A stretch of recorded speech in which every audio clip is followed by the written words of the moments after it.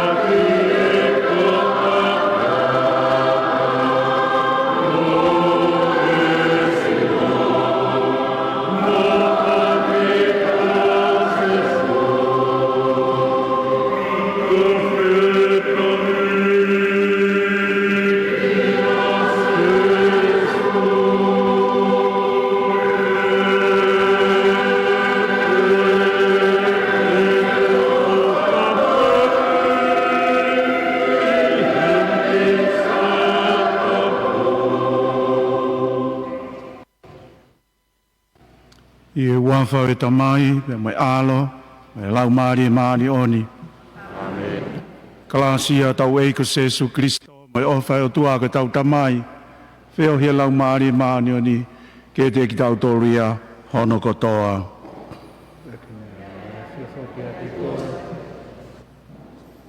E fia ke taritari loto maa whana ki motolon kotoa pe, pongpongini. O ke ai e fia taritari makehe, potu ngāu e tak mamata, hau eiki, a māno kau taki, te ulawa ke whakalau, taha ki nau tolu tau, mono ia mo, eiki sia e kātonga ritu sia, whakaluku fua pe, mo whakoloa e pongpongini, e o atu ai a fia e taritari, oi hoa koeni. In a very special way, welcome to Honorable Frederica, Ravehola Paha Tuita, me ai hene. Ka uma foki ai Ambassador Siapani, His Excellency Mr. Munenanga, Kensaku, the extraordinary plenipotentiary of Japan to Tonga.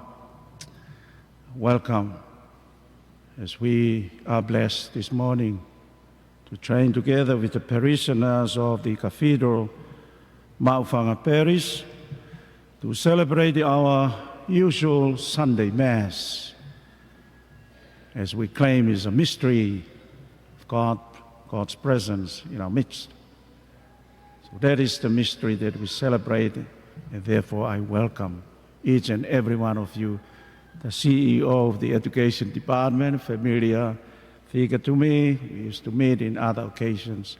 Welcome once again.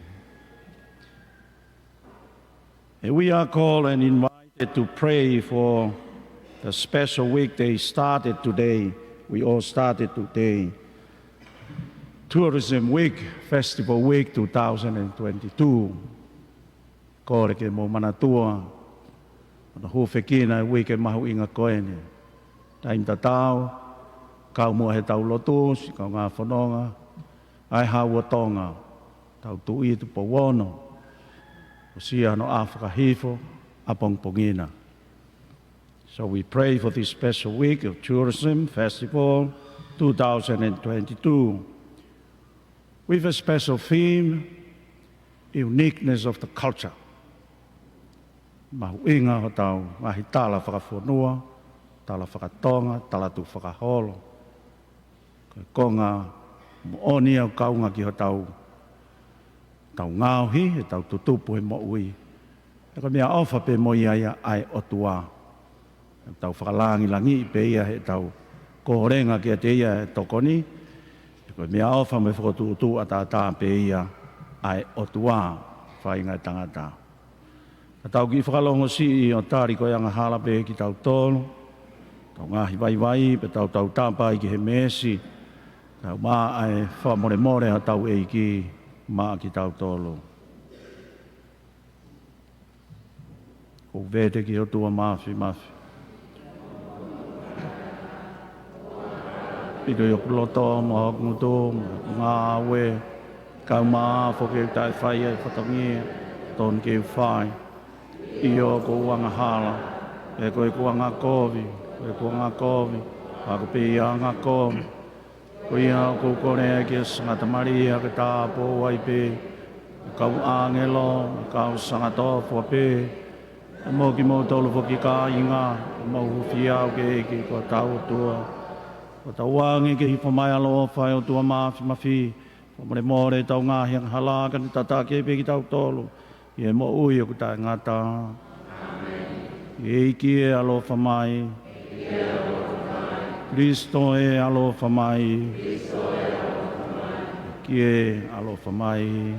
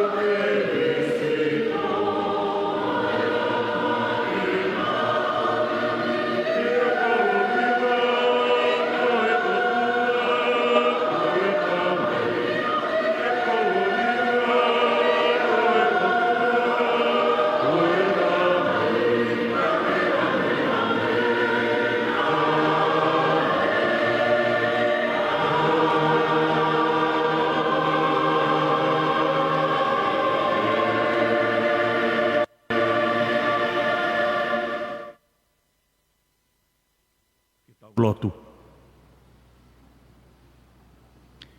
La tamai tu unga he talango fua se su ko alo ka ko tamai o eiki ko se vanit ko ke whakotu hakere vaia i he mate o ne hanga i o whakotu ua mamani ko e na e tō i he angahala mau hanga atu ke whakatau ataina i ki mautolu me he pōpula ki angahala ke omi ki mautolu ki he fia tūloa mo taingat pehe tamai e mau hapai atu wike mama whakoen i o mau whanua kau mai pot ngau e taki mamat o tonga i kawe i ngā ke whakamonu i a mai i mau hanga to loto i honga i a e mea ofa mau tuku whakaholo o mau anga whakawhanua kau maano ngahi o wau e wike koi Patawangi eiki ke hoko o laia. I he taumua ko hono langa hake tangata mo e whewhine ki he kakato nange ia. O tuang maulot. Ana iange ke whakamonu moni tonu. La koe fualelei au mau hau e o tutonga tāmaka tupauana. Eiki mau kore katoa ngahi mea ni hu whanga ia se Jesu Christo ko ho alo ka ko mau whakamo ui. Amen.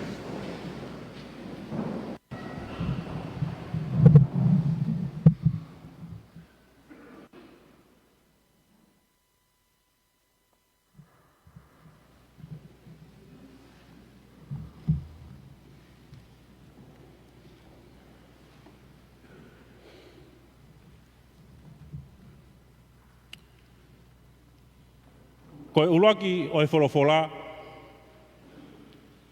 aisea, bahe ono ngō fulu mao no.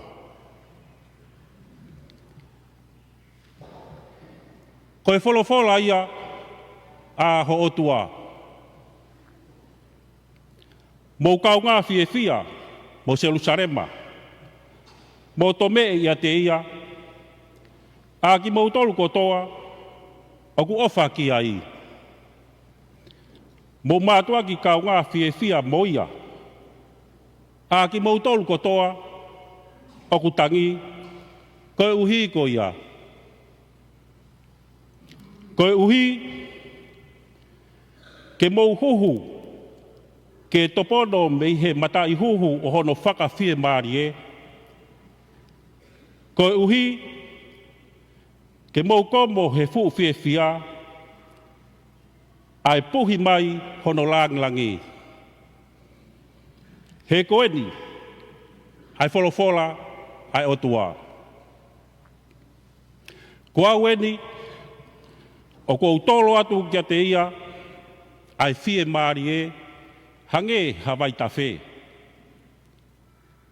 Pea koe o wau o ngāhi pure anga, hange hawai whā. Pea, te mou komo ai. E whawha whakawakawaka ki mou tolu, pea e ala ofa kia ti mou tolu i he whunga tui. Hange hasiana, o ku whakalelui e he ene whae, e pehe e ku whakalelui ki mou tolu. Io, e whakalelui ki mou tolu i Jerusalema. Pea te mou sio ki ai. Pea e whonu ho mou loto i he whiewhia. Pea e tupu ho mou ngahi hui o hange ha mohuku mui. Io e mahino ai nima oe otua ki he ene kau se vaniti, ka tene itangi a hono ngahi whiri.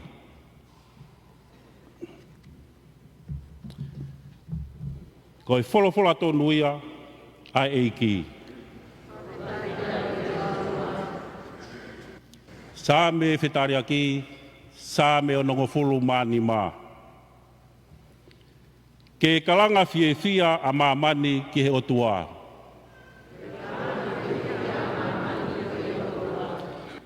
Ke kalanga whiawhia a mamani ki he otua, pea hiwa ki he langi hono hua wha.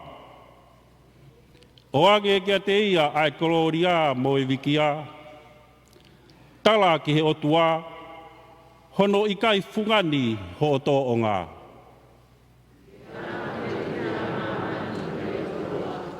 Ko mamani ko toa, te nau punou kia te koe.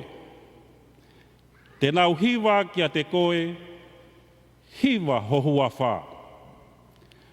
Mo womi o mamata ki he ngā ue ai o tua, o ku mahulu atu ki ho tau loto ngā. Kua ne ririu e tahi ke whanua mō moa. Ne nau laka atu he mātuu e vai tawhe. Tuku atu e tau whiewhia ke ia te ia. He oku ne pure o lawi kuonga aki hono mālohi. Mō womi o whanongo aki mō tolu o ku apasia kia te ia. Kau talatu e mea nā ne whai ki hoku lau maari e. Ke whai tāpu e kina e o tua, he nā e kai ke ne whakasituai e kulotu. Pē ta ofi e ne ofa me ia te au.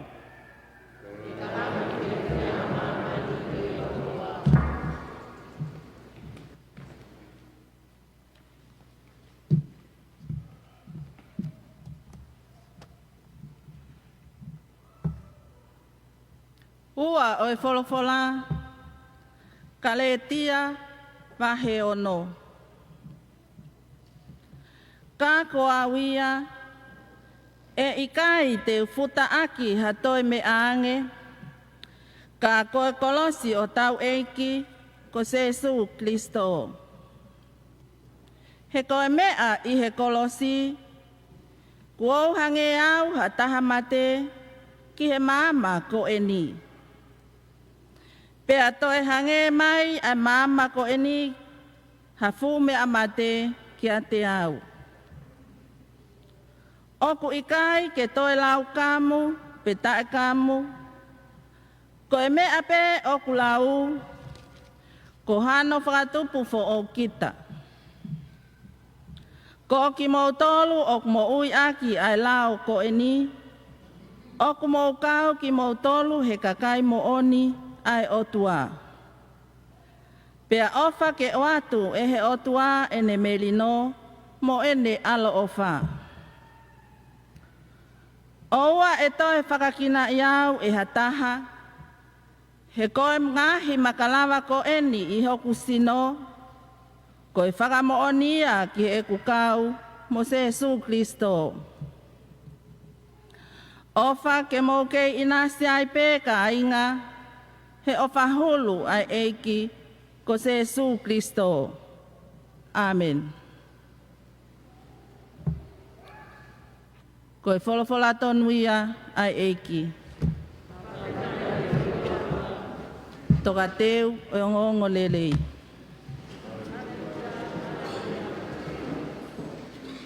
Ke whai tāpo e kina a koe tamai, koe eiki o langi mo mamani, he kuoke whakaha ki he kakai iki, ai misteli o e pule anga.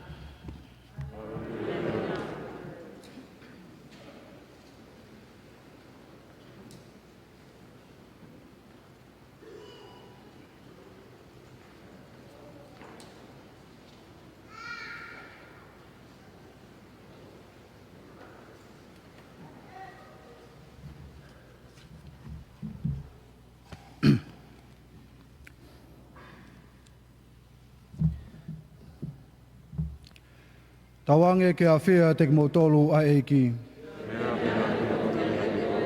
Koe kongan miong le top tapu i ono tohi e luke.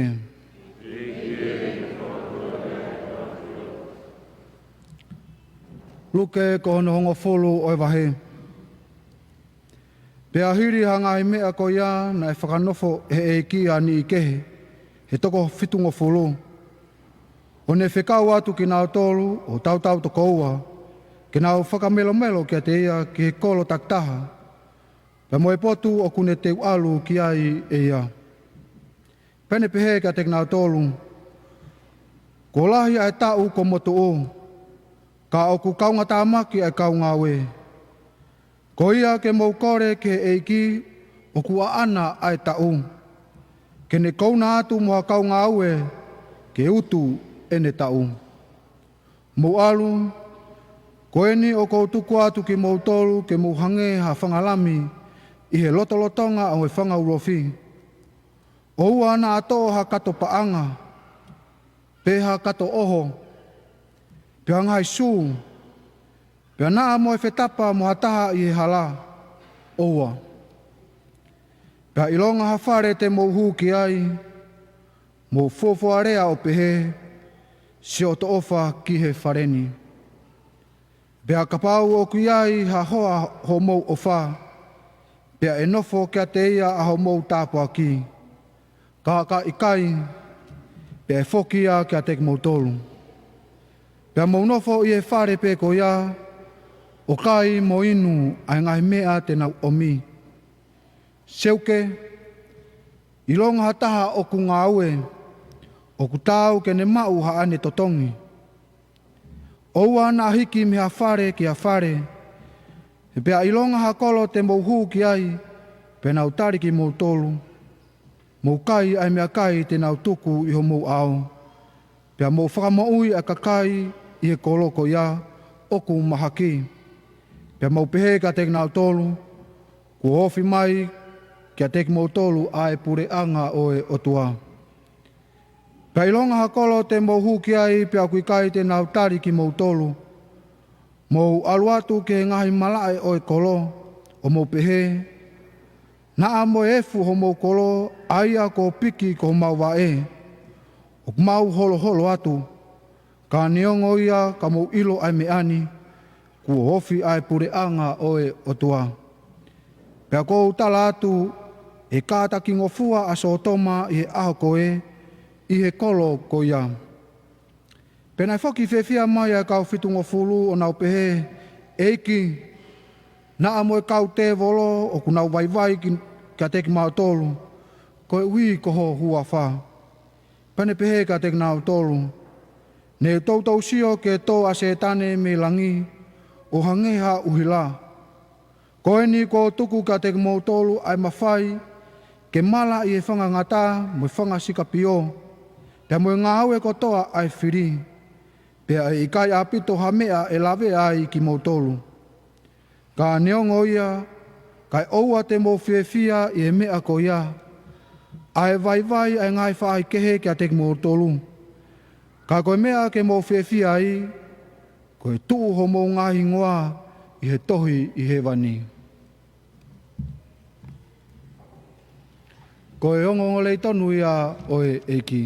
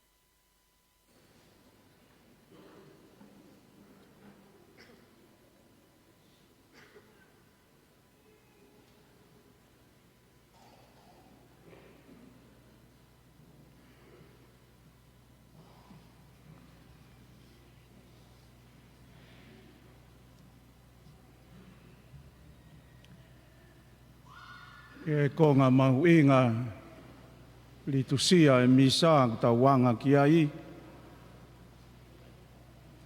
Ka koe fo i rea ke ia te ki mou tono e merino e eiki.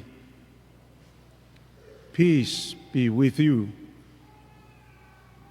As an introduction in every Mass, at the very beginning,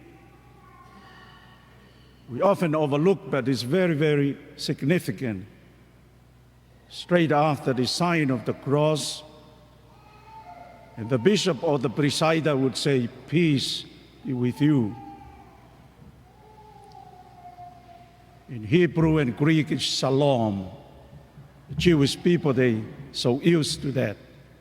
And it's profound and have depth in the meaning. E osi a misa, te o mai pere a tatau, tauhanga whakatokanga i, mo woa I whia maari ai eiki. At the end of the Mass, again a similar, but this time the so-called dismissal. Go in peace at the end of the Mass. I bring that phrase or that part of the Mass because of our readings today. It seemed to be a fitting sum up.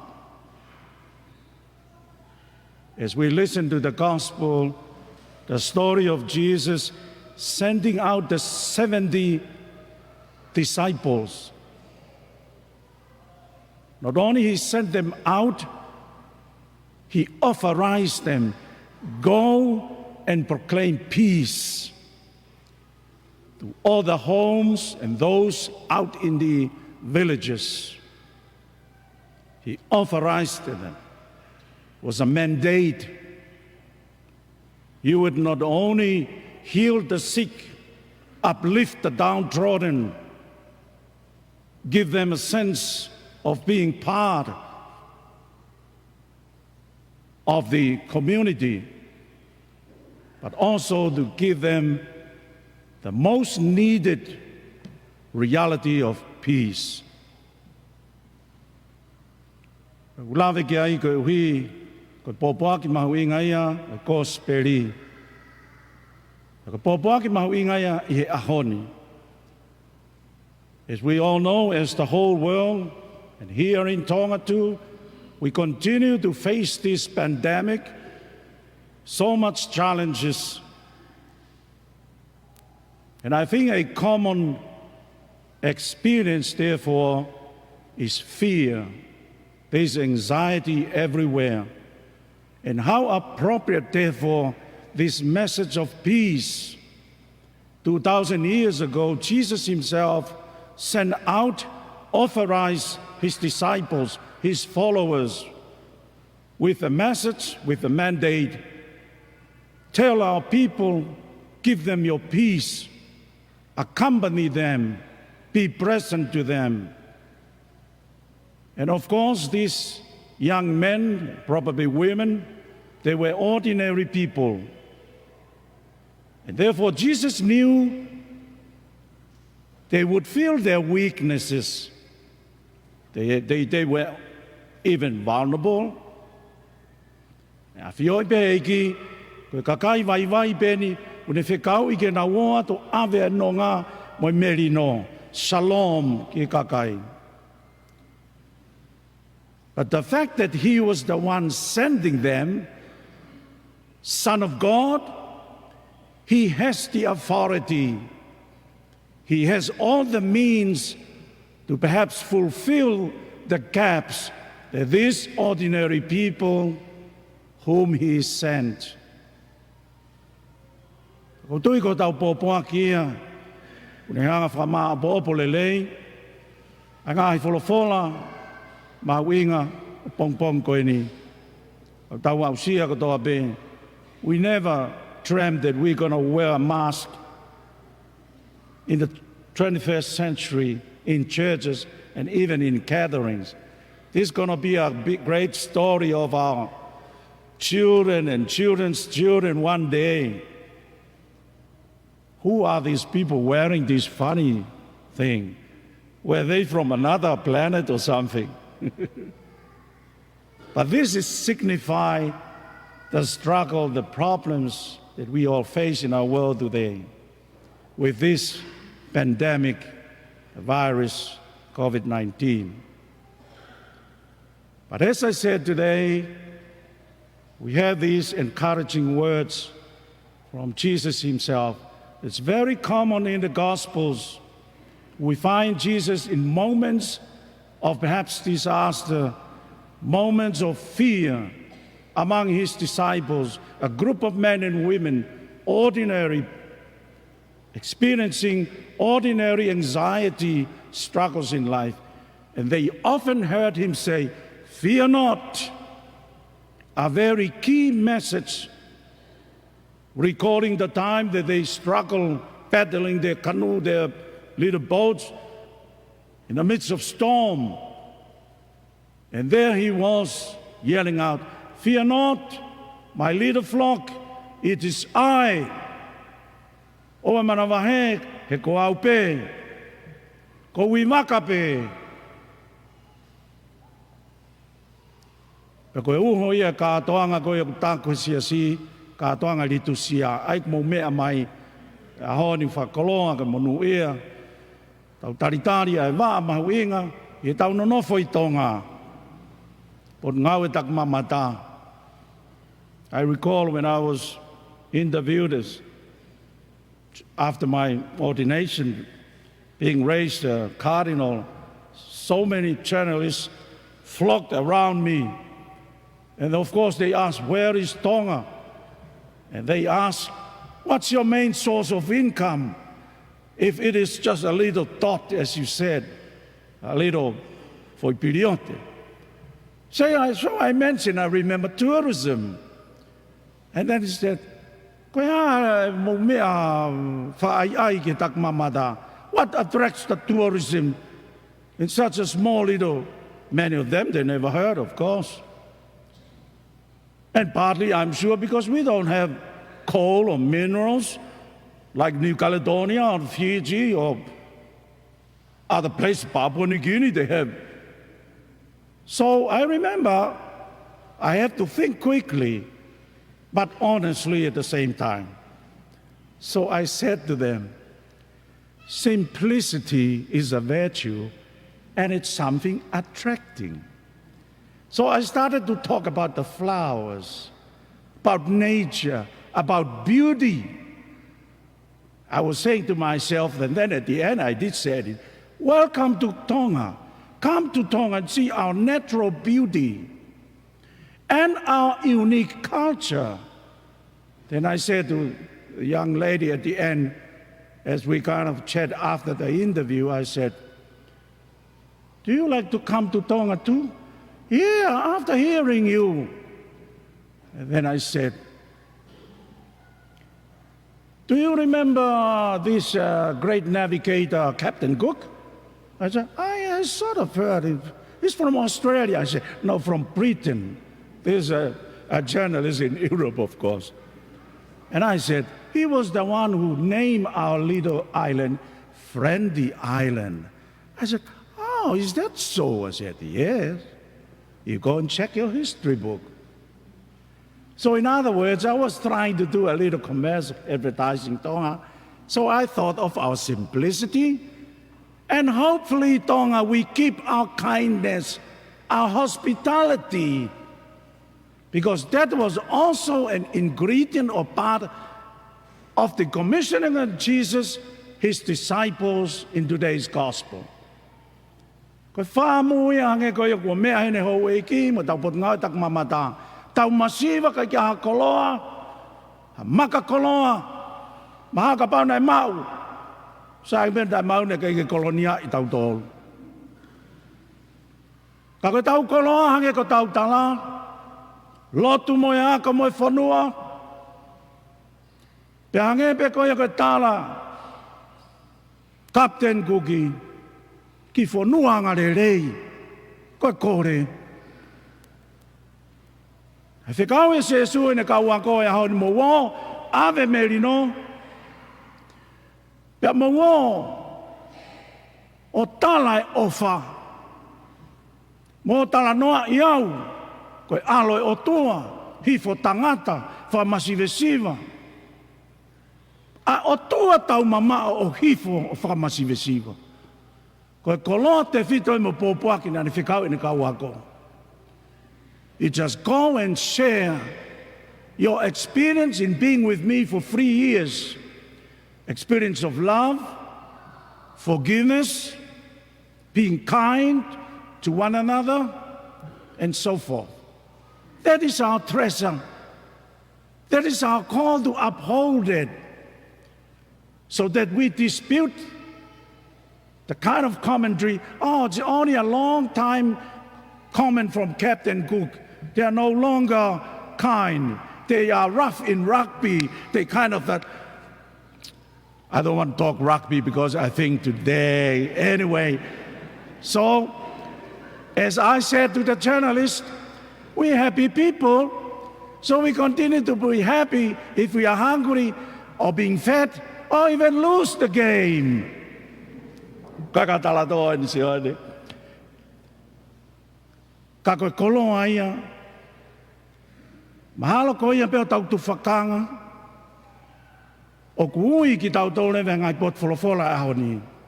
O whekaui. Ake kau talanoa ke he misa.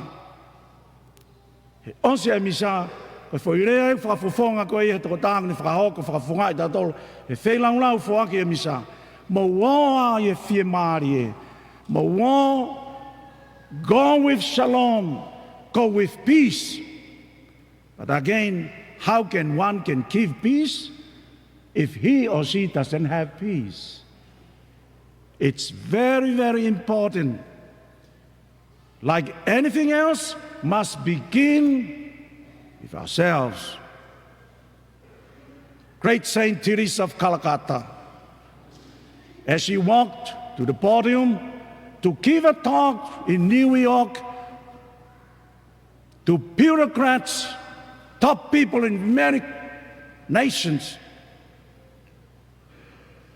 And she was given the topic about peace.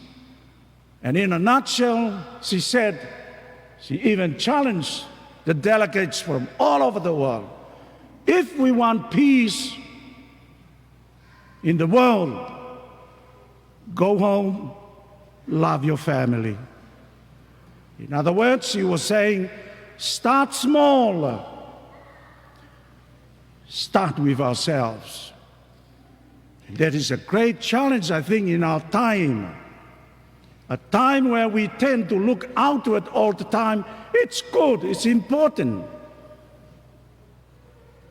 But as Teresa of Calcutta reminded us, and even Jesus reminded us, love your neighbor as yourself. Ofa ki ho kāinga o hange kong tautolo.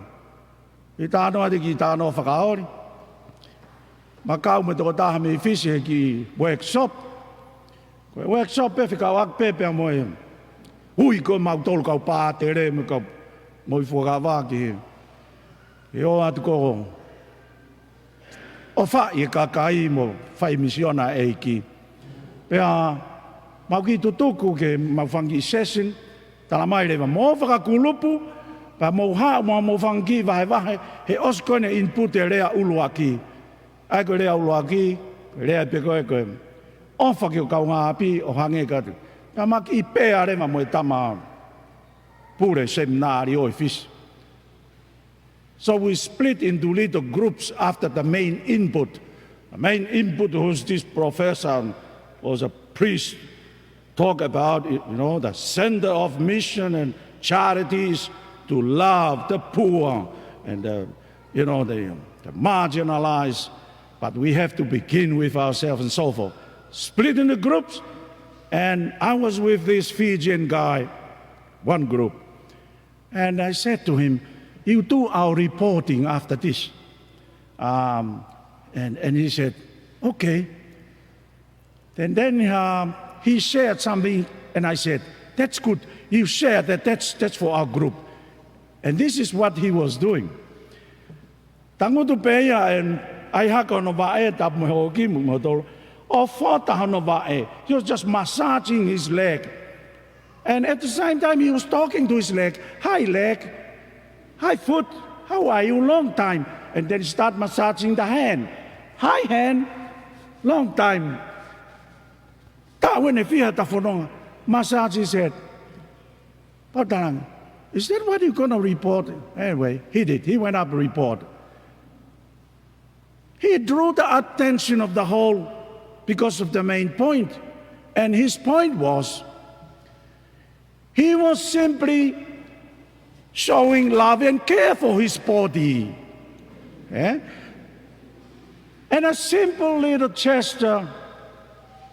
In our world today, perhaps we go and tatolo ya massage me ke I tua sai pe ma wa ka sin ka u be ki to da lo le be ai ka ko poini. We so lack a lot of time caring ourselves, because how can we talk or even dare to care for others, but you miss the basic thing? I often told my priests and my deacons, stop drinking kava a lot. Because when you drink kava, overdone it, it's a sign you don't really care. And the fact that if you reach out to people, reaching to the homes, to visitation or something, when they see you immediately, you have a kani or they will tell. How can you come and care for us? You cannot care for yourself. You even can't comb your hair. Ki whakaori, ka koe poreia. We have to start caring for ourselves. There's so much addiction these days. Look around. My home, I just feel sad looking out Friday nights, young fellows and even young girls, they just drink the hell out of it the whole weekend. In fact, I tell you a story. My home is not that far from a ivy tree. It's a spot for drinking, fellas. In the weekend, but one night, it was just drinking, yelling, shouting. Then all of a sudden I heard, Bishop, Bishop, was a young female. Come, come. I kind of felt guilty. I said, well, I better go. So as I was started coming down to walk, maybe she was calling for help. And then I saw the police car already taken all of them.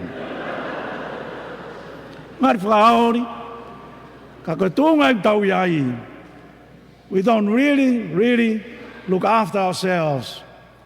Moderation is a key. You know, they often say, the Catholics, oh, they love parties and things. And I said, just a little correction. We do it moderately. Your skin is laughing there. But that's what we're supposed to do, my dear Catholics especially. We enjoy a little wine, like a little appetizer or something, but do it moderately. So come back to our main point again, to our readings today.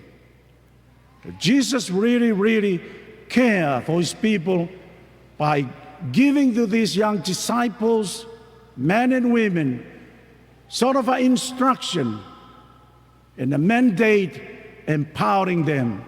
But notice, whatongai konga te fito ene whekau I koe na moa, tō fitu noa moa, o whamau e maha ki mo, ave hake a ki. Na ne hanga rewa tālaka ki nau tolu, ai fwoi poine taha mahu inga. Owa nā ave ha spea su, ave whakawheunga pe, owa ave ha sote, koe ne poini. E lama noa pe ke lose focus, he ko mau tau mua, ko mau o whoka talaki e pure anga, aki ho mau tō o ngā mo ui, aki ho mau rea, mo I kaweinga te mo whae ko kakai. Ka paurema e hoko rewa ngā oto o tā. Koe uinga e koe in talangi, ave whawheunga pe. Te mau he rewa me tau mua. O whātala noa ake mau hu koe ki seminario, walungo fulu. Wha mea mai pēa pāteri sio whinau e piko pōsi, Itali ne kau wako whawhaife kau. Ka mata, wha māwae, whe pueri ka mau o. Si mau o whamasive siva, o whangi tupenu ta awala. Mau whoki mai, talau sese lo, whata mai e camera, mo transistor radio, o modern equipment, toa pāteri sio pe. Ka pau koe tau muaena ke mo o whakamisiona, te mautokanga ki mo tolu ke pespanga, te mautokanga ki hafua. But they mo lose focus on the main aim of the mission. O mai pe ia koe ke apply pe ni ke kau pātere mo. Tau sio peka ki tau tolu. Ia ki tama, toki tau mai mi wawa manofo. Ta mai e hao ke mau ahi a neafi ke misa i pangai moto. Ai ke. Ko ne foi raki mea pe koe alu koe tō taha taritari mai e ne hao me wafu. Tange ko loki e this room puki ai. Os pe kone pe mai, kei whai e tau misa whakawhala i te. Ane anga ako i au. First thing he asks is to reach my home. When is the Friday Mass? Whai mau pe mau misa whakawhala i te kau ngā ue.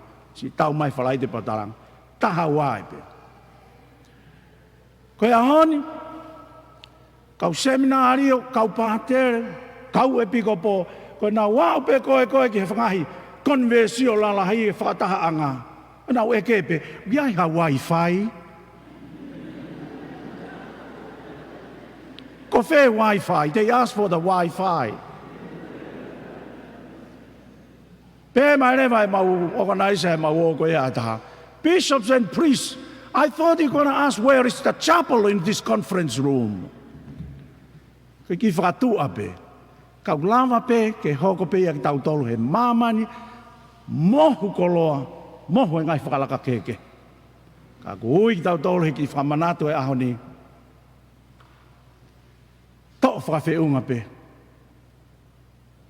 Kai lava ke whakamahu inga mo whakamamafange. Koe tau o tau tolu he te whito i whekau. Ke ave, ai pōpoaki, o kui heni ai pure angai otua. That God's kingdom is in our midst, meaning it's in our heart, it's in our presence. This is the message our people yearn for. And of course, they will expect to see in me, as a church leader or any leader, is he or she a man of the kingdom? Our people need to be convinced. If mau ke nau sio mai, ohange ha siping. Te kei hoko peka motu anga hala. Tau tolu koe mea vai. Ka kuiai ho tau whekau, tau karistiane. Koe whekau koe ni, o te iai mono mafi, mono mālohi. Ka te tau mau e mālohi koe ni, e tau tuku taimi he aho, ki he aho, ki he aho. Me he kamata, ki he os. I often joke about our team mate mātonga, mo I karetahi. We are so good in the first 20 minutes. Then 25, 30, we see the I karetahi and the mate mātonga ture. Lere kai whaitaha. Our Christian faith is often like that. Maybe Tongans are good in starting. We see it in the katoanga. Everybody look happy. The beginning of a katoanga. Whoa. What happened towards the end? People either have big lika or kavatonga or whatever. They become wearied. They lose focus. Or aluhe. Kamata. Whoa, friendly to each other. Osi, whiau. I hope I'm not too negative tonga. We have to pride aside the tautol. Ka koe ki poini pe ko o mai. Koe whamanat kai tautol. Keep on. Koe tō anga ia Kristiane ahoni. Wawe ke tau li e kolosi. Li tau veri. Ki kamata tupe. Koe hame ana makehea kau apostolo. Ki kakai anga mahena e ui. They started with the Lord. They continue on with the Lord. Pe ki aia haaere ki he vane. Ne whakatapau rewa e kai te uri ak mautol. Te reo mai e lau maari e. Te ne whakaivia ki nau tol ke whakapapau. Te nau alu peo. alupe ke ngataanga. So many of them murdered.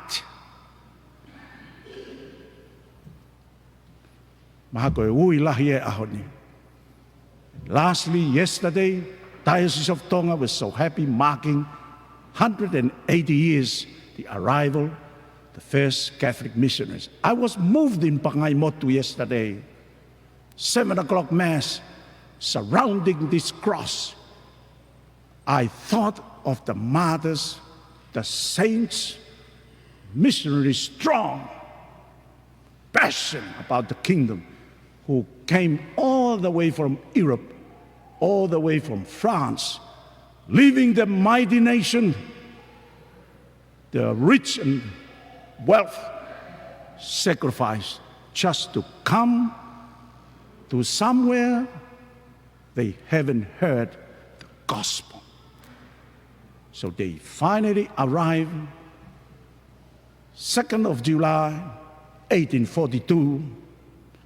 They celebrated the Mass under a pandanus tree in Pangaimotu Island. They were strong, courageous, simple people at first, but they kept on keeping on to the end. Many of them died on the way of this ship, Santa Maria, stormy seas. But they were courageous. Why? They were mandated by the Son of God. Ko tau ui, ta puke koloa ko ia tonga, o tua mo tonga, o tau tofi, ka ia tau koloa, o tau koloa ape. Fi mak ki whakaloloto, ai koloa ko ini. Whakaloloto e tau tui, e tau ofa, e tau mak ai merino, the shalom of our loving God. Tā pekina ki tau tō whola maani on tau eiki.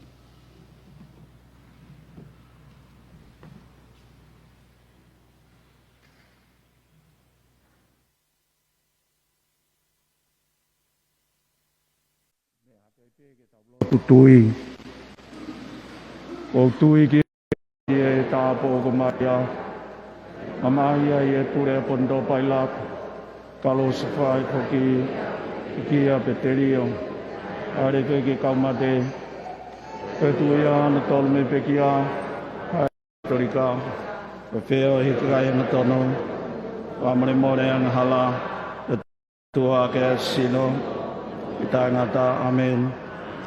Tua mafi mau whawhitai ko wholofola, mau hanga atu ke te koe me mau ngahi kore hu whaki. A whio mai ka ke tāri e mau lotu ke hu whiki nai meri no mau mamani. Ka maho mau ki whanua ko tonga, mau lotu atu e ki hapai atu e whakamoni. E ke tāri mai e mau ngahi lotu, o tua koe ko mau tamai, ko ki mau tolu ko whanau. E ki e tāri mua e mau koreni. O ui, tau ataina, pia moe fia. Eike, tal mai moe mau kolen.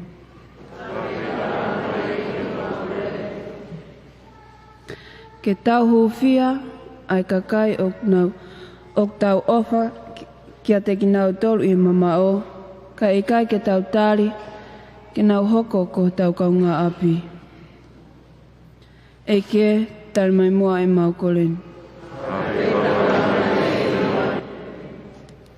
Ke tau kole mua ai ngoi o wha, ki e kakai o nau mo ui whawharala pe ki e ngai tokoni ai pule anga. E kie tal mai mua e mau kolen. Ke tau hufekina ai kakai o kutak popula pe ta iai hano uhinga. Ai kau popula o ikai lava ke mau hato tongu hui. Ke nau mau hanonga iho nau loto. E kie tal mai mua e mau kolen.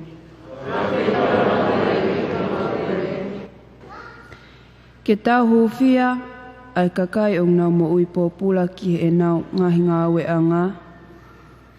Pea mo e kakai o kwhaka au ngai mo pā usi e nau ngahi ngā awe anga. E kie tal mai mua e mau kolin.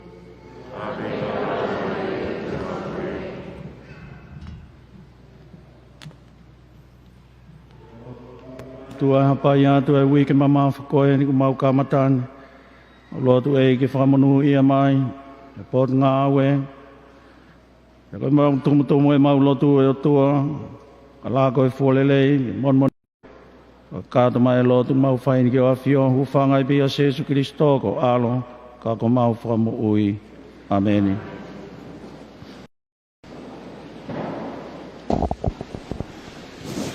Koe litsia ia e wholofola, ia no te tanga. Pea koe kore hufaki e ni na e lau atu ia e pansesi kata. Tau te tewa te begi e litsia o e eukarisia.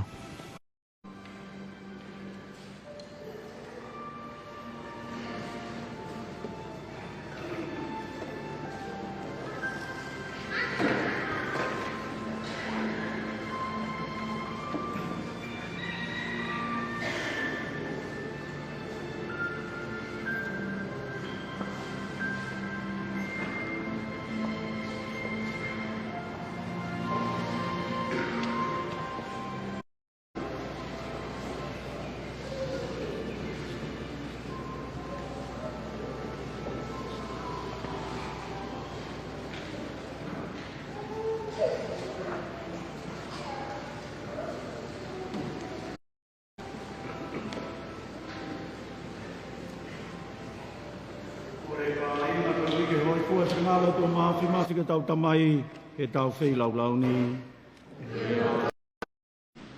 Eiki e whatawangi, ngai mea o whakoe ni, whakalangi langi i ai ho huawha. E fufulu mo o mi ai ki mau tolu ki mau ofi, ki mo ui o tai ngata. Mau kore ni a Kristo, ko mau eiki. Wange a whia ai pētek mau tolu ai eiki. Rei mau ai pē me ngai whi tu kotoa. Whawhamalo ki a whiona, koe whaianga hala koe au whanau pe nau he mamao. Mei hot, moho ngāhi anga whakakau mea mai. Nā ke toi whakataha i mai pēki nau tolu ki a whiona i a tātaho alo. Kau mai mālohi a lau māri māniuni. Ko ke ui ki nau tolu ki nau hoko ko kakai ke wiki a poto. I o ngāhi ngā ue koto. Koe ngāhi ki nau tolu ko sino Kristo. E mai awhio anga lau maari mānioni. Ko iai mau kau whakataha e wiki ai awhiona, whakataha me kau angelo langi, mau pehe mau pe. O ku mānioni, māni oni, i o ku mānioni e ki o tua e kau tau langi. Whanua e langi pe amu māmani ni Gloria, sana i langina. Tāpuhai a puhaere mai e wāwha e iki, sana i langina.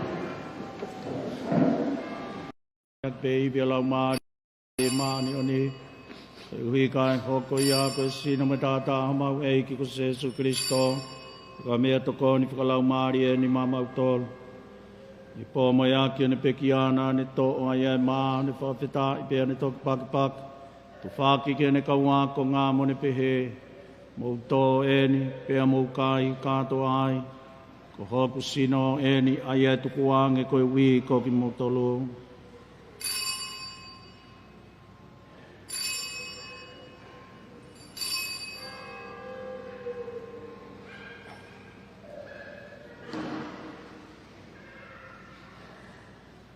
Iri pia nau tau mawhana ni toi tō whuk mo ipu, ni toi whakawhitai ai pia pia ntoki oanke ni ka wāko ngā mo ni pehe. O tō whuk mo e ni pia mo winu kātoa me iai ko ipu e ni au toto. Toto ia whukakawa who ai lau i kuonga pia tai ngata. Pia liringi whokia ko uhi ko mo tōlu me kakai katoa pia kai whakamore more iai ai anghala. Mo whai e ni ko hoku whakamanatu.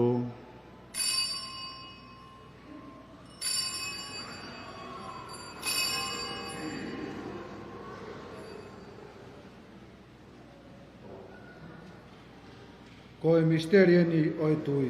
E kie, mau whanongonongo ni a pekia, e mau toi whakapapau i ai ko ke toi tūhake, kai oua ke toi haere mai.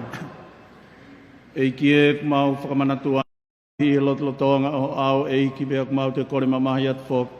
I loto ia te ki mau tolo e ua wanga ta hatu ngai ngā wela maari maani oni te ria sino matata Kristo ko amenikina ki mau kau ngā tāri whataha. E ki e ngai whonga i mōke o sia e lolotonga mawhola i whunga mamani. Ko ui ke te pure kina e wheo whawhani ono kakai. E ke o mātu i tāpu ko whalaki ko ki tāni ko tamai e ki mau lalo me whainga tapu ono kātoa. E ki e a wheitau lalangu mua ka mau kāinga koe ka nau tok mālo lo me amanaki ato e tu. Ka mai kāinga pe ki āfua pe ka ui ke nau mātāia e hulungia o whawhonga. A wheitau lalo mai ka te ki mau toluni no kātoa ka ui ke mau kau ngā māo e mo ui ku tā ngata. Ka tāmo Maria ka whae tāpo wai o tua sa Joseph kono hoa kau apostolo mo i maani o nia langi mo Gloria whakau furi. Tā ngata pe tā ngata. Amen. Ke tau whai kore rewa ke tau tamai o tua a ke ai lotu mea kone kina ki tau tau o tau whakamoui. E mau tamai ki he vani ki tāpua. Nge kuna whamuri more kuna tōru whaia mai ke te mau tō. Tōna ke tuki mau tōru mau hinga ke whakau ere. Whawhi mau tōru ni ko. Ki e mau tangi atu whawhi ki mau tōru mi ngai ko wifua be a wheitau lalo ke tōka meri no lo tolo tō ma ngai au. E tu ngai tu kon malo whata wangi mau nof tawa tāi na mea nghala. Whainga tāi a fua be. Ka mau nof tāri whaki te haere mai o mau wha mo ui ko Jesu Kristo. E tu mai mau tōlu meri no me uonga taha pureanga. Ai ku kia whioi ke pure tā ngata pe tā ngata. Wangi toka mau e petik mau tōlu. Whi maari e ai e ki.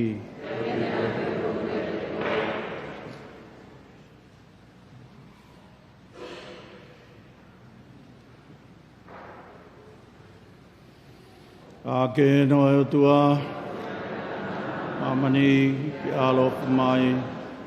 A ke no e tua ki a veng hala mamani ki alo mai. A ke no e tua ki a veng hala mamani e tuku mai e whimari e ka teki maa tolo. Ni monui a ka ko inau tolo ko whawhi ki kātoa ngai alo e o tua. E ke kaitau ke ari mai ke tea. O whala mai pe e moia ki ala maari e.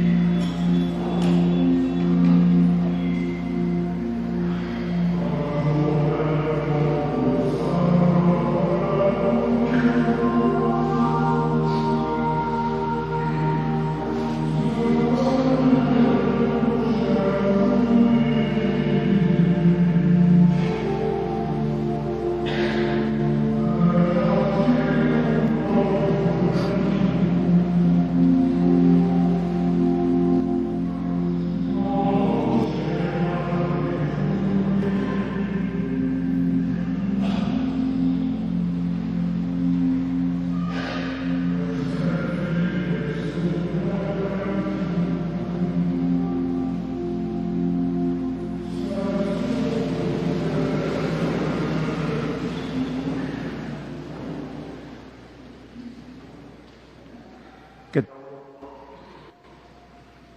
Eiki e whakatawange, ke mau wiki a mau pēa Fiona. I koe kakato e mo ui, mo whakahao whi koe a Fiona ia. Mau whoa ke atai pēa ui ke mama whāne. Tā ki mama tā tō ngā ka maa whō ke no ngāhi o wau. Tō ka ho merino, tō ka e ofa, tō ka e whetoka i aki. Nge ia e tangata mo i whiwhine ka tō pē. Ke tāpu e kina e pē hau e o tōnga. Ke moni tonu, ai ne pure. Whāki mai a kating mau tole i iwe Eukarisia ko tari a Kristo o mau e ki. Amen. Kataki me ai lava. Nong.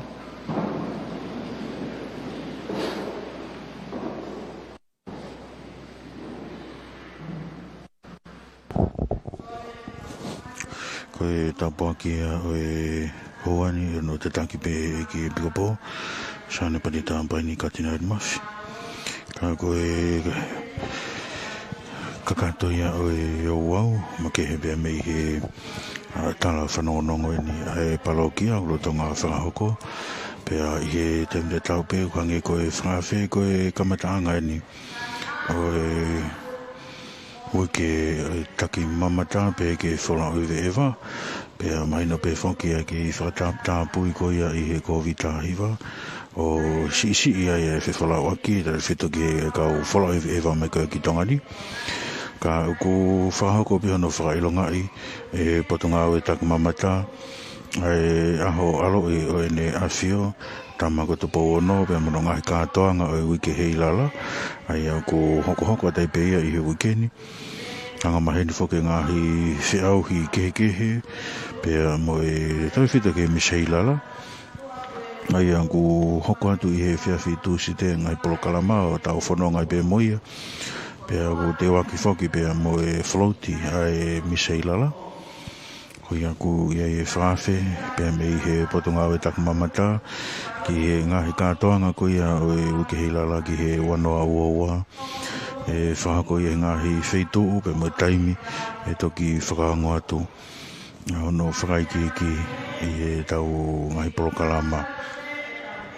Ka i he taimtai tau pe, hange pe ko ia na e whakaango atu he kamataanga o e polokalama pongpongini. I whahako whoki pia mei he whailotu Sentori Saione. Hono whailongai. Kai pe whoki ki he whamana tua toki hoko a pongpong he aho whao siulai. Ai aho whahifoko ia ene awhio. Tamako tupo ono, ka ko whahako pe ai ua o malanga koe whawhitai pia mei he whailotu Saione. Pea koe pongpongini ia i he whailotu Maria Topu i Mākurata. Koe kamataanga ia o e wike ai takumamata pe whoke whalai ewa. Pea ku henia ia e pure lahi koe ia o e potunga oe. Sene moala. Pe whoki ki he pure lahi koe ia o e potunga oe ako. Koe talwhika o lahi a Siapani ki tongani. Ke kaunga whakamoani kotoa ki he wike mauinga koe ni e taki mamata mo i whalai ewa. Pea mea whoki heni pea mo e ki wharawhehi o la pahatuita. Pea pe whoki he tokolahi e au whawhatongia me potunga au e taki mamata mo i whalai ewa. Pe mono ngahi kopu whikau aki. Lawe i e kau whalau pea mei he tuku i moti toke lau. Kona u heni mei he potunga au e taki mamata mo i whalai ewa ke whamoni ki he kamataanga o e wiki taki mamata mo i whalai ewa aki e lotu. Pe koe o au misa whawhetai o pongpongini. Ka te tahoko te peki tāpua ki whakaosi. Pea mei he e Pikopo. Sane pati tapai ni katinari mawhi. Awange ke awhio i pētik moktolu a eiki. Kei pumai tāpua ke tu mawhi da mai, mo alo, lau maari maani oni. Ke moa e whi maarie, pa ke mo ofa, mo tahi ai pē ki e eiki.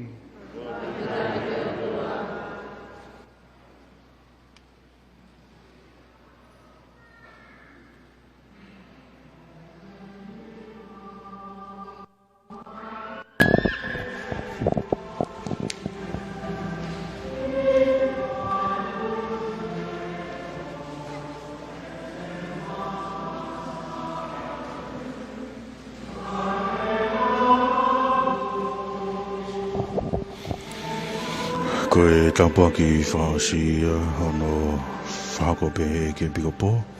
So ana pari tampai ni kātinari mawhi. Pea mo e prosesi o whaasi. Kakatoi o wau misa pongpongini. Hangi pe ko iana e whatau kei e kamatanga tampolo kalama e whahako whantungia. Na e tatangi pe he ki e piko po. Pea ko e heo au ritusia whalafola uruaki. Na e whahako te so se whokama. Pea ki he sami whitari aki. Whalafola ua ko ana talau. Pea ki he ko speri me ngongolelei ne te tanki e tikoni. E sini o Waterhouse. Pea whoki ki e kore ho whaki ko Pansesi Kata. Pea mo e wahe malanga i e ngongolelei o aho ne te tanki pea ki piko po. Sane patita pai ni kātinari mawhi. Ka koe kakatoi pea e o misa pongpongini. Ka whunga ea te ka o whakawhatongia e pongpongini. Ho Moala Elone, pe whoki ki a Avondale Whamokioa. Ho Phineas Tonga, pe ki a Suri. Samson Lama, o be auri. Malabita mo mea mai, karautak whilongaki.